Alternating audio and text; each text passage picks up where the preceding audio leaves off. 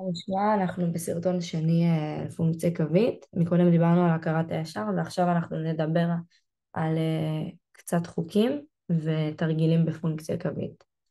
בואו נקרא, נתקדם, נפתור איזה שני תרגילים בנושא וזהו. אם הישר עובר בין שתי נקודות x1, y1, x2, y2, אז השיפוע שלו הוא m שווה y2 פחות y1 לחלק ל-x2 פחות x1. כלומר, אם אנחנו יודעים שיש לנו ישר שעובר בין שתי נקודות, אנחנו בוחרים נקודה אחת, נקודה שנייה, אנחנו מחלקים את זה ל-x1 פסיק y1, x2 פסיק y2 בשביל הסדר הטוב, ואז אנחנו מציבים בנוסחה, ככה אפשר לגלות שיפוע. כלומר, אם יש לי שני נקודות, אני חוזרת, שהישר עובר בהם, אז אני יכולה לגלות את השיפוע מתוך זה. 2. אם הישרים מקבילים, השיפועים שלהם שווים. כלומר, אם יש לי ישרים מקבילים, אז אפשר לחשוב על זה ממש בהיגיון. יש לי ישר ויש לי ישר שהוא מקביל אליו, כלומר, קווים מקבילים, אני אתן תזכורת, זה קווים שלא ייפגשו לעולם.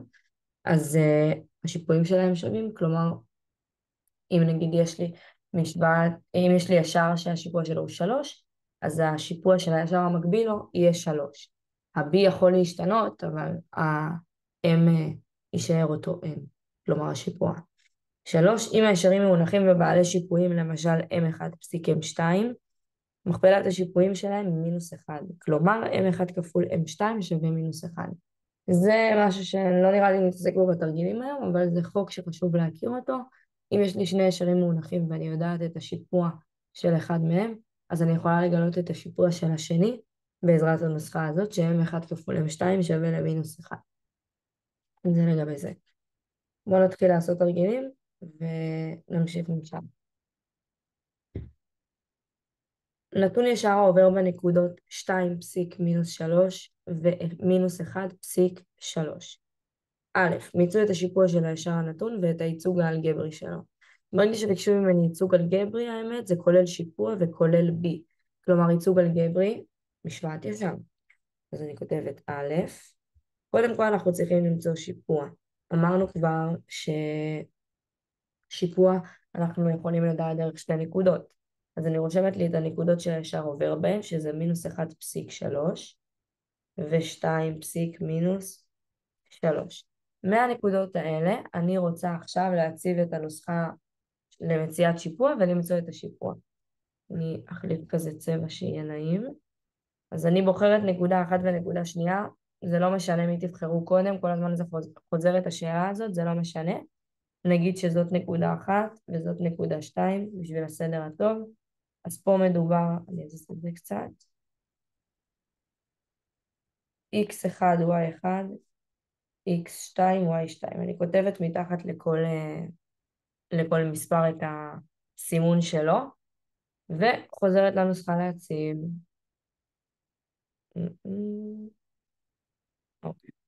חוזרת לנוסחה להציב. אז יש לי m שווה ל-y2 פחות y1 לחלק ל-x2 פחות x1. מעולה. רגע. אני אציב את זה. כלומר, איפה שאני רואה y2 אני מחליפה את ה-y2. y2 אני רואה שסימנתי אותו בתור מינוס 3, אז אני רושמת מינוס 3.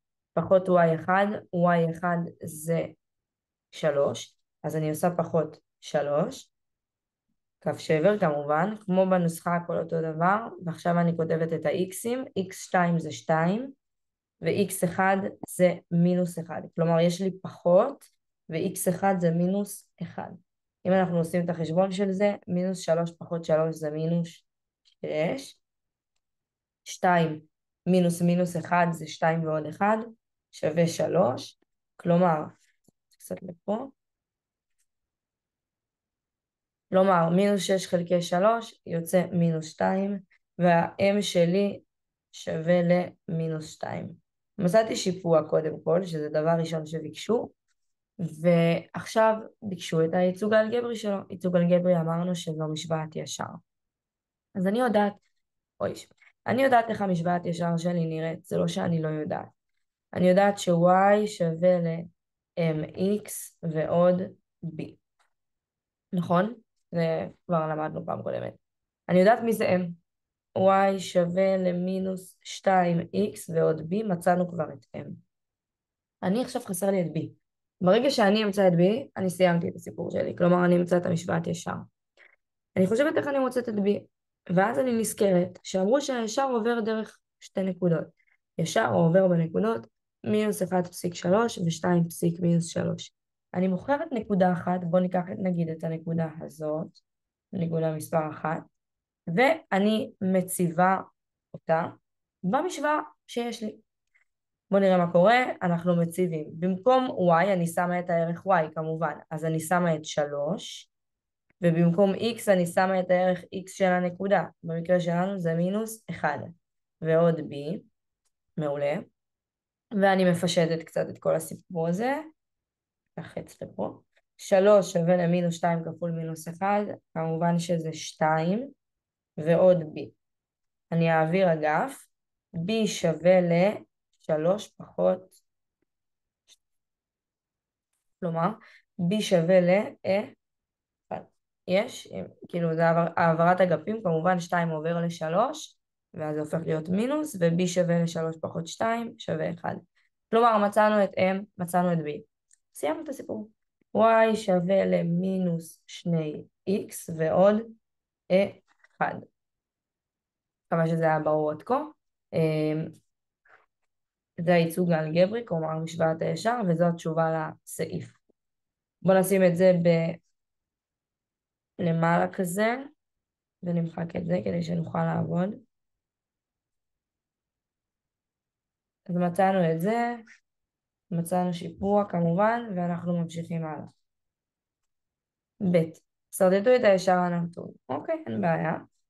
ובשביל לסרטט ישר אנחנו צריכים לעשות מערכת צירים. אני ישר עושה לי ציר X, ציר Y. בגלל שהמספרים פה האמת קטנים, אני לא עושה מערכת צירים גדולה מדי. לא חושבת שיש צורך. ציר X, ציר Y.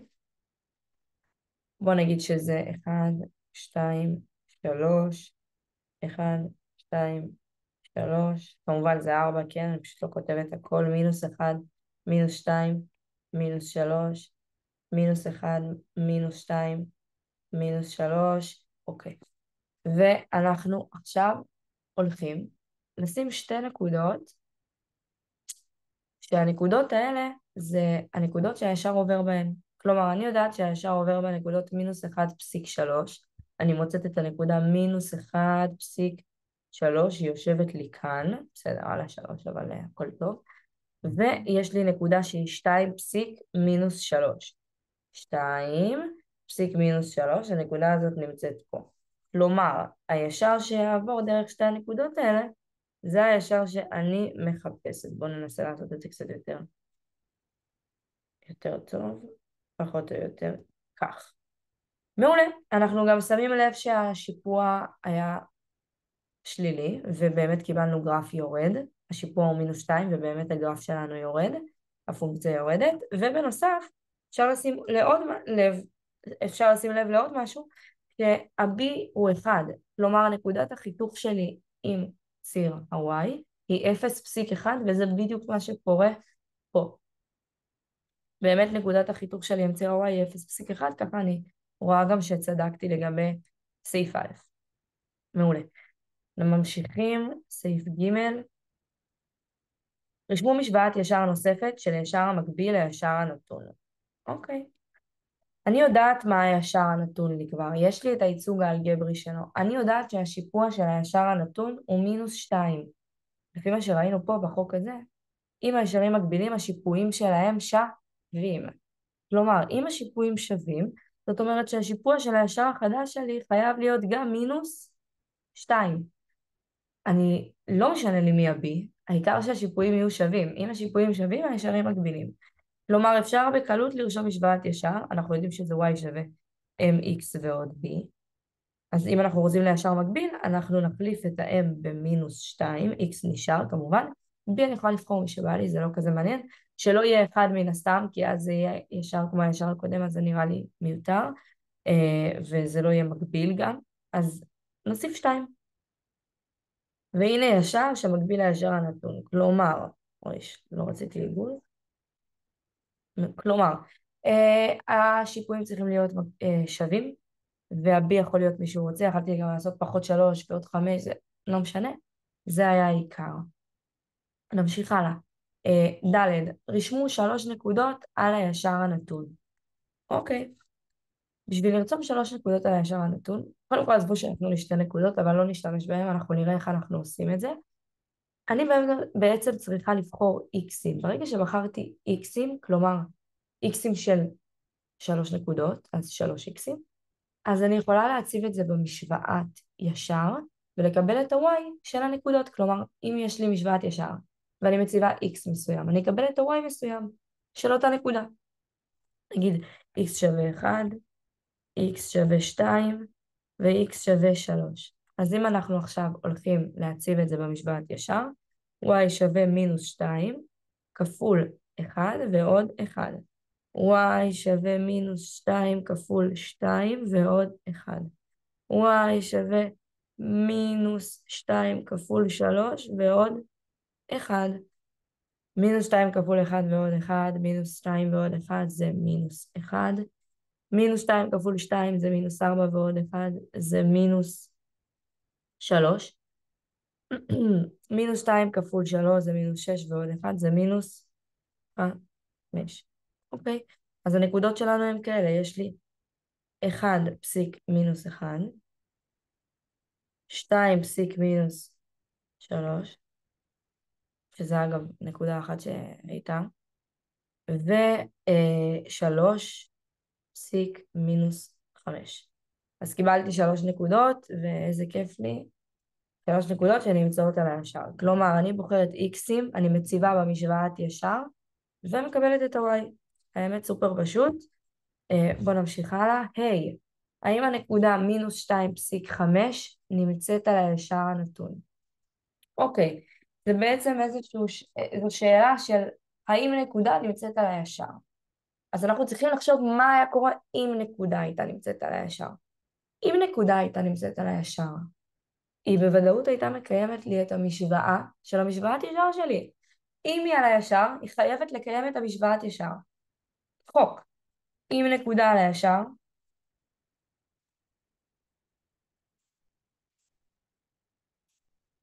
היא חייבת לקיים את משוואת הישר. אוקיי? כלומר, בשביל לבדוק האם הנקודה נמצאת, אני אבדוק אם היא מקיימת את משוואת הישר. כלומר, משוואת הישר שלי זה y שווה 2x ועוד 1. אני אציב את הנקודה במשוואה. הנקודה שלי זאת מינוס 2.5, זאת אומרת שב-y אני שמה 5, כמובן ערך ה-y, ויש לי מינוס 2, שזה כבר היה m שלי, כפול מינוס 2 ועוד 1. מינוס 2 כפול מינוס 2 זה 4, ועוד 1 זה 5, ולכן אני רואה שבאמת 5 שווה ל-5, כלומר, אני אהיה יותר ברורה אולי. כל העניין הזה פשוט לא מצליחה לרדת למטה, אני אקח את זה למטה.